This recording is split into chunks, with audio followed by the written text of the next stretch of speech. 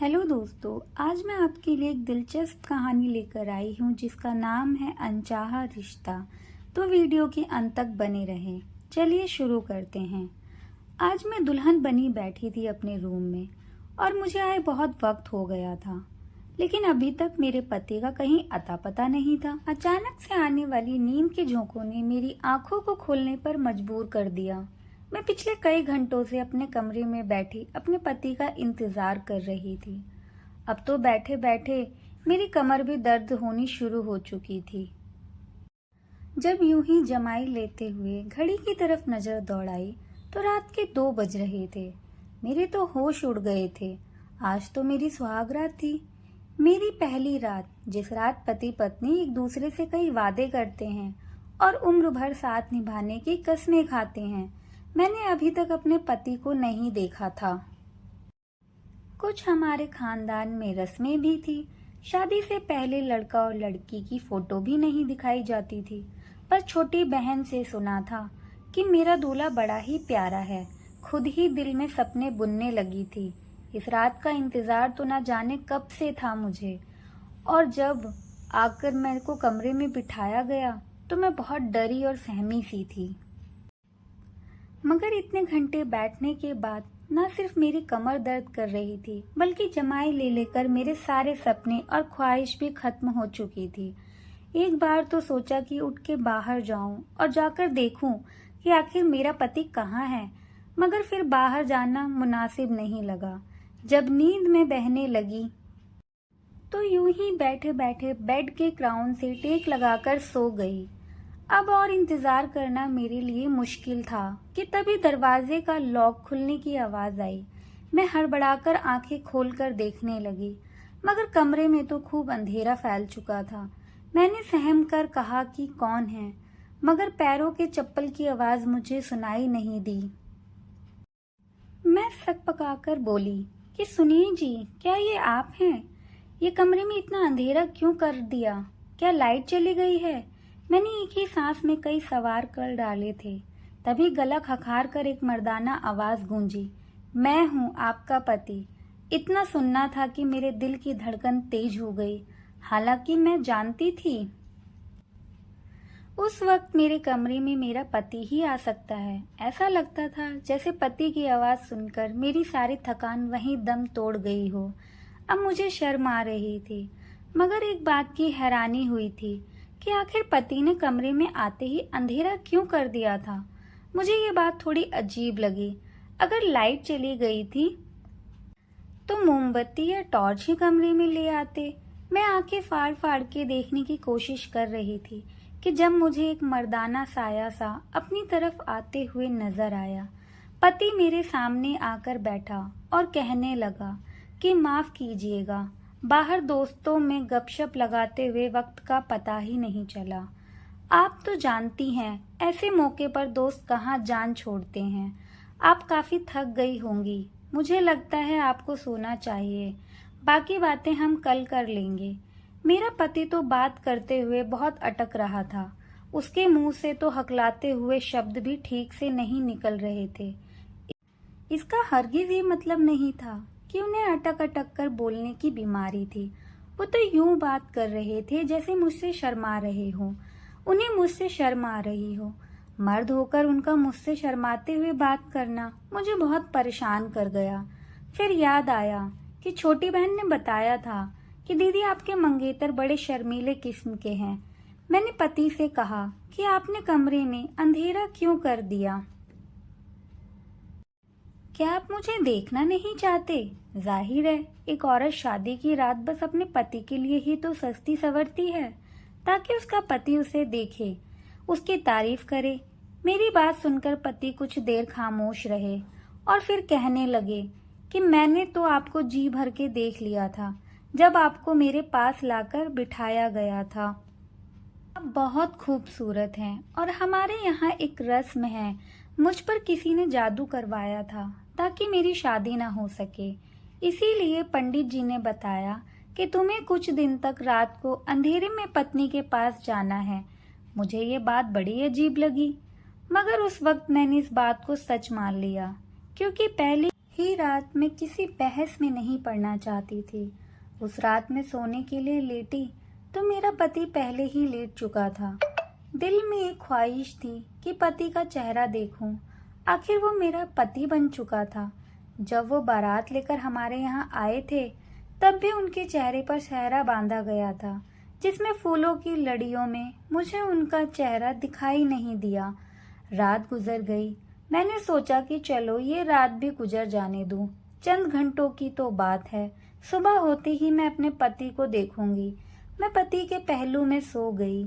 सुबह जब मेरी आंख खुली तो मैंने मुस्कुराकर बेड के दूसरी तरफ देखा। मैं चौंक कर उठ बैठी क्योंकि बेड तो बिल्कुल खाली था। वहां पर तो मेरा पति था ही नहीं। वॉशरूम भी खुला था।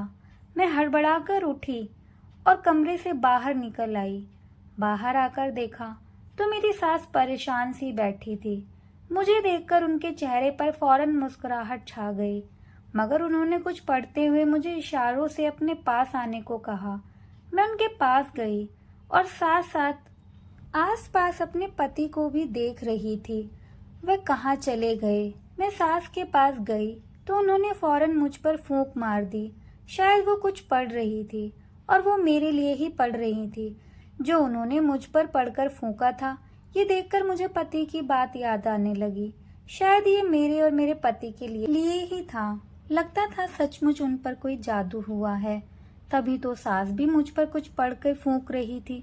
मैंने उनके पास बैठते ही सवाल किया कि वो कहाँ हैं। मुझे तो कहीं कमरे में नजर नहीं आए। तो सास दूसरी तरफ देखते हुए कहने लगी, बेटा वो काम पर जा चुका है। मैंने घड़ी की तरफ देखा तो सुबह के 8 बज रहे थे और ऑफिस का वक्त 10 बजे से शुरू होता है। फिर 8 बजे वो कैसे चले गए? सास मेरी नजरों को देखकर सवाल समझ चुकी थी और कहने लगी कि बेटा उसके काम का कोई पता नहीं। वो अपने दोस्त के साथ मिलकर कारोबार करता है और दिल जब चाहे तभी घर से चला जाता है। तुम नाश्ता कर लो। मुझे ये बात बड़ी अजीब लगी। मेरा दिल चाहा सास से पूछूं, क्या पति की शादी में मर्जी नहीं थी? ना ही रात को उन्होंने मुझसे कोई बात की और ना ही वो चेहरा दिखाए। कैसे चले गए भला? कोई अपनी शादी के अगले दिन भी काम पर जाता है? मैं इसी सोच में गुम थी कि सामने वाले कमरे से एक लड़का निकला। मैंने उठकर देखा और जल्दी से अपना दुपट्टा सर पर ले लिया।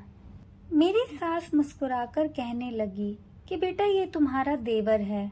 मैंने सरसरी सी नजर दौड़ाकर उसको नमस्ते किया तो वो आंखों से ही जवाब देकर वहां से बाहर चले गए और सारा दिन भी यूं ही गुजर गया। मैंने नोट किया था कि मेरी सास काफी परेशान दिखाई दे रही है, जबकि वो तो मिजाज की बहुत अच्छी औरत थी। हमारा रिश्ता होने के बाद वह कई बार हमारे घर आई थी। मैंने उनके चेहरे पर कभी उदासी देखी ही नहीं थी और बहुत खुश मिजाज थी। मुझसे बहुत प्यार से मिलती थी। मैं तो बहुत खुश थी कि चलो सास बहू में खूब जमेगी, मगर अब तो वो मुझसे बात भी खोए खोए ख्यालों में डूबी हुई रहती थी। मैं जब बुलाती तो ख्यालों से निकलकर मेरी तरफ देखने लगती। इस घर में मेरे पति सास के अलावा एक मेरा देवर भी था। हम 4 लोग ही यहाँ रहते थे। मैं शाम में अपने पति के आने की राह देख रही थी। बिल्कुल नई नवेली दुल्हन की तरह सज संवर कर बैठी हुई थी, मगर तभी दरवाजे पर दस्तक हुई। मैंने फौरन मुस्कुराकर दरवाजा खोला तो सामने मेरा देवर अंकित खड़ा था। वो मुझे यूं खड़ा देखकर हड़बड़ाते हुए नजरें चुरा लिया। मैंने भी उससे नमस्ते किया और वापस अंदर आ गई। बहुत रात हो चुकी थी। बार बार मेरी नजरें घड़ी पर जा रही थी। न जाने मेरा पति कहाँ रह गया था। सास ने जबरदस्ती खाना भी खिला दिया। देवर भी वहीं खाना खा रहा था। मुझे महसूस हुआ कि जैसे वो मुझे चोरी चोरी देख रहा है। मैंने जब उसकी तरफ देखा तो वो बौखला कर नजर ही बदल दिया और फिर आधा खाना छोड़कर घर से चला गया। मेरे दिमाग में बहुत ख्याल आ रहे थे। मैं यूं ही बैठी सोच रही थी कि आखिर वजह क्या थी। दिल घबराने लगा तो बालकनी में खड़ी होकर रोने लगी। आंखों से आंसू बह रहे थे। शायद मैं उनको पसंद नहीं आई वो मुझसे नफरत करते थे या फिर उनके दिल में कोई और था। मैं अभी यूं ही खड़ी रो रही थी कि तभी कमरे में खूब अंधेरा फैल गया। हल्की रोशनी बालकनी के बल्ब की थी जिसे मैंने यूं ही जलता छोड़ा था और फिर कमरे में चली आई। मेरे पति विनायक दूसरी तरफ मुंह किए बैठे थे। मैं आज हर बात क्लियर करना चाहती थी, इसलिए बिना कुछ कहे पति के पास जाकर बैठ गई। मेरा कंधा पति के कंधे के साथ लग गया तो वो फौरन मुझसे इतना दूर हुए कि उनका कंधा दोबारा मेरे कंधे के साथ न लग सके। मैं पति से हर बात क्लियर करना चाहती थी कि आखिर वो मेरे साथ ऐसा क्यों कर रहे हैं। मैंने एक बार फिर पति की तरफ देखा और डरते डरते पति का हाथ थाम लिया। मेरी हाथ महसूस करते ही फौरन विनायक ने अपना हाथ छुड़वाया और उठ खड़े हुए। दूसरी तरफ मुंह मोड़ के कहने लगे कि जो भी बात करनी है जल्दी करें, मैं बहुत थका हुआ हूँ, मुझे नींद आ रही है। पति की बातें मेरी आंखों में आंसू ले आई।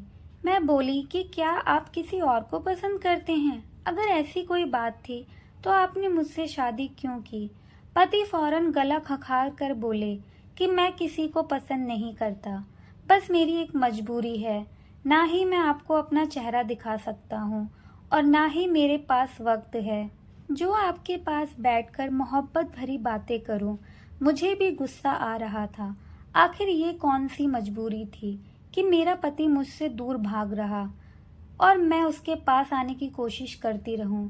उस दिन के बाद कई दिन यूं ही गुजर गए और सारी रात में यूं ही गहरी नींद सोती कि मेरी आंख फिर सुबह ही जाकर खुला करती थी।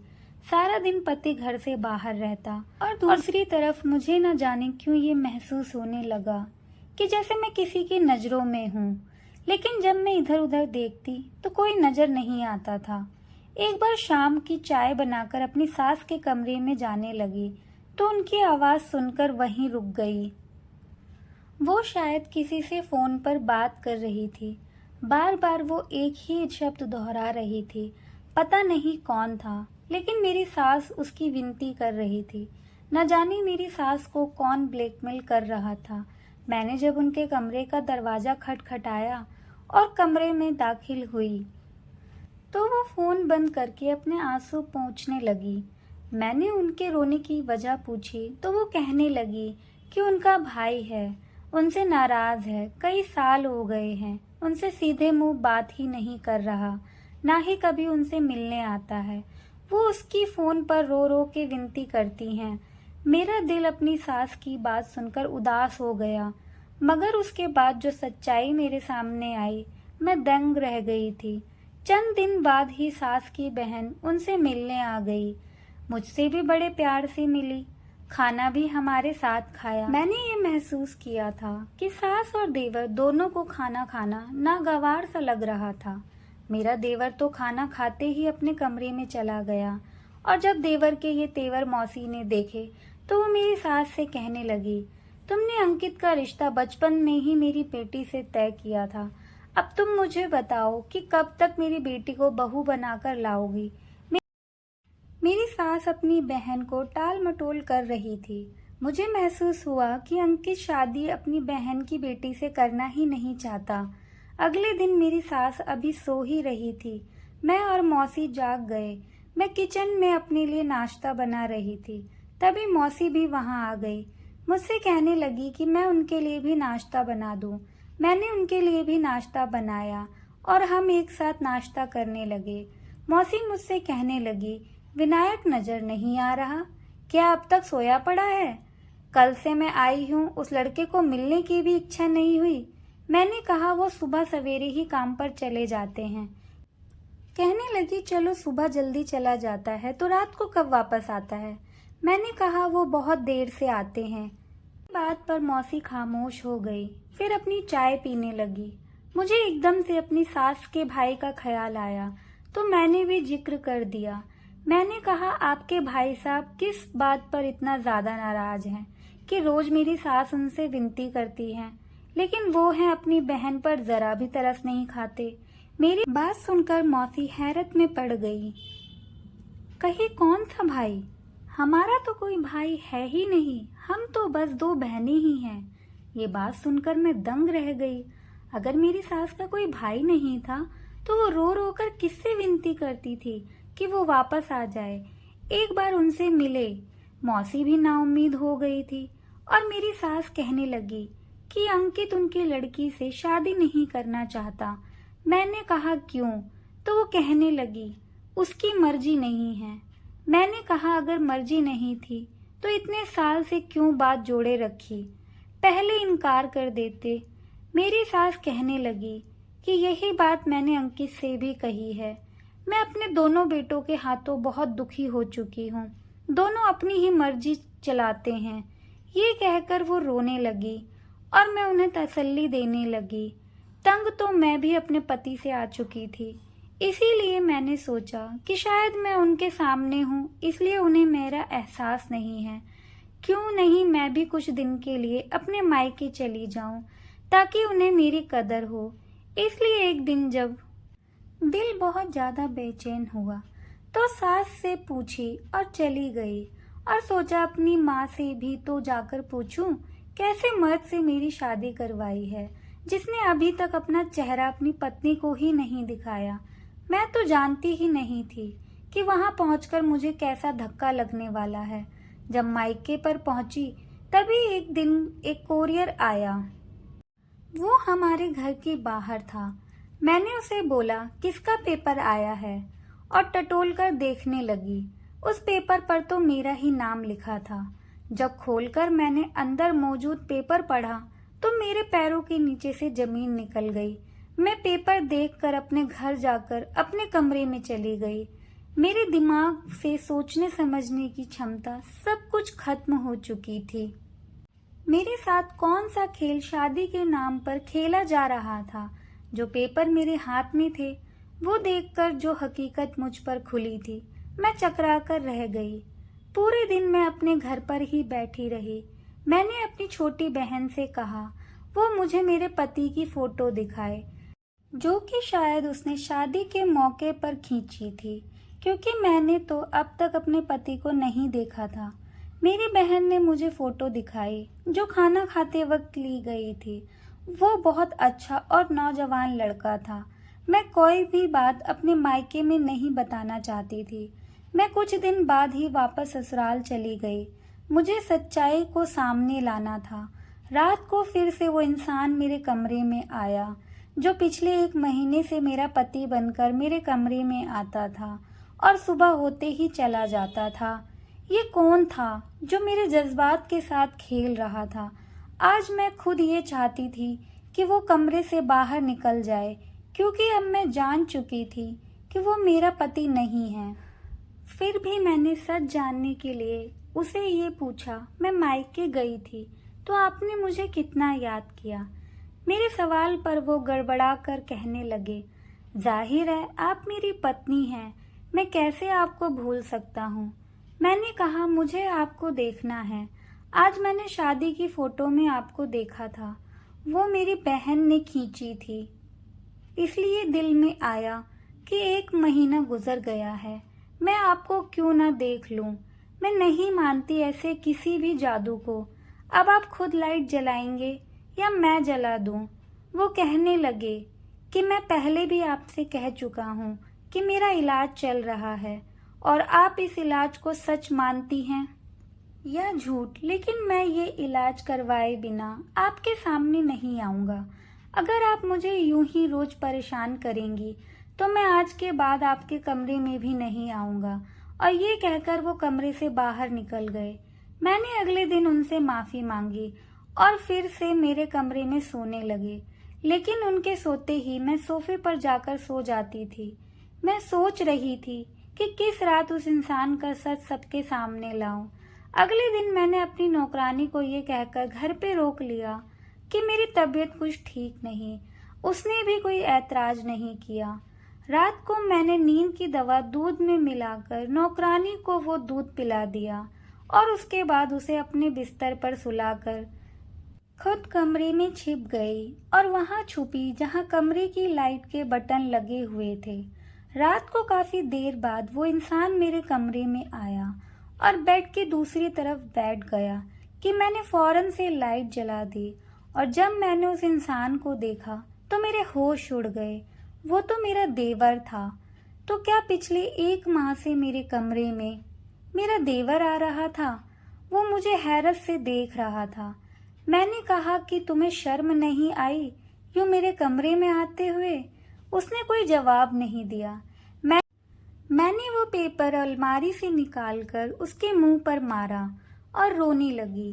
वो पेपर डिवोर्स के पेपर्स थे, जिसमें खत भी मौजूद था, जिस पर लिखा था कि मैं किसी और से शादी करना चाहता था, लेकिन मेरी माँ ने जबरदस्ती मेरा रिश्ता तुमसे तय कर दिया और मेरे लाख मना करने के बाद भी मेरा तुमसे विवाह करवा दिया। लेकिन मैं शादी की रात ही भाग गया था और अब तुम्हें डिवोर्स पेपर भेज रहा हूँ ताकि तुम जिससे चाहो शादी कर लो। उस वक्त मैं चकरा कर रह गई थी कि जब मेरा पति शादी की पहली रात ही भाग गया था तो कौन मेरे कमरे में आता है, और मेरा देवर मुझे धोखा दे रहा था। माँ, आपको चोरी करते शर्म नहीं आई? मैंने उसका कॉलर पकड़कर उसे झंझोर कर रख दिया कि उसने मेरे साथ ऐसा क्यों किया। वो कहने लगा, मैंने आज तक आपके साथ ऐसा कुछ नहीं किया कि आपको या मुझे शर्मिंदगी महसूस हो। मैंने जो कुछ किया अपनी माँ के कहने पर किया है, क्योंकि विनायक भाई शादी की रात ही भाग गए थे। मेरी माँ डर गई थी कि अगर ये बात फैल गई तो क्या होगा, इसीलिए मुझे कमरे में जाने को कहती हैं ताकि आपको इस बात का शक ना हो जाए और बात बंद मुट्ठी में ही रह जाए। लेकिन मैंने आपके साथ कुछ भी गलत नहीं किया। मैंने कहा मैं यहाँ सिर्फ सच जानने आई थी। तुम्हारा भाई मुझे डिवोर्स दे चुका है, इसलिए मेरा इस घर से कोई रिश्ता नहीं। मैं अगली सुबह अपने मायके चली गई और सारी बातें अपने घर वालों को बता दी। मगर कुछ माह बाद मेरी सास हमारे घर आई। उन्होंने मेरे घर वालों से माफ़ी मांगी और मेरा रिश्ता अंकित के लिए मांगने लगी। कहने लगी, अब अगर अपनी बेटी की शादी की तो आपको अच्छा रिश्ता नहीं मिलेगा। गलती मेरे बेटे की है और मेरी भी, और सजा आपकी बेटी को क्यों काटनी पड़े। मैंने विनायक से बहुत विनती की कि वो वापस आ जाए, लेकिन वो नहीं आया और इसीलिए मैं अब शर्मिंदा हूँ। लेकिन मैं अपनी गलती को सुधारना चाह रही हूँ। मेरे मम्मी पापा ने विवाह अंकित से करवा दिया। सच ही कहते हैं कि एक औरत ही औरत का घर बर्बाद भी करती है और आबाद भी करती है। आज मैं अंकित के साथ बहुत खुश हूँ।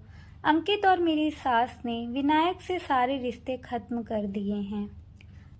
कहानी अच्छी लगी हो तो वीडियो को लाइक करें और चैनल को सब्सक्राइब करें। Thank you for watching.